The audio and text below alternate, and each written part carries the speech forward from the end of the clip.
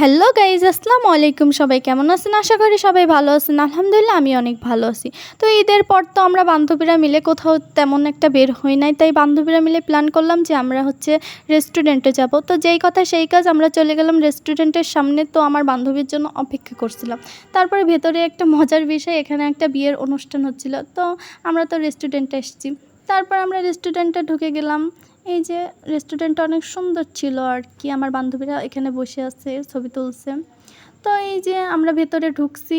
তো ভেতরের ডেকোরেশনটা অনেক সুন্দর ছিল, সিম্পলের মধ্যে আর কি। আমার বান্ধবীকে বলছে আমাকে একটু ভিডিও করে দে। তো এই যে আমাকেও দেখাচ্ছে, আমি তো পরে লজ্জায় শেষ। তারপরে আমাদের খাবারগুলো চলে আসে। তো খাবারগুলো ভালোই ছিল মোটামুটি আর কি। তারপর আমরা খাওয়া দাওয়া শেষ করে আমরা চারতলায় চলে গেছিলাম একটু ছবি তুলতে।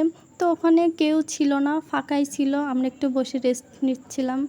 তো এখানে অনেক ভালোই লাগছিল। তারপরে আমরা বেলকনিতে চলে যাই। এখান থেকে পুরো শহরটা আর কি একটু দেখা যাচ্ছিল।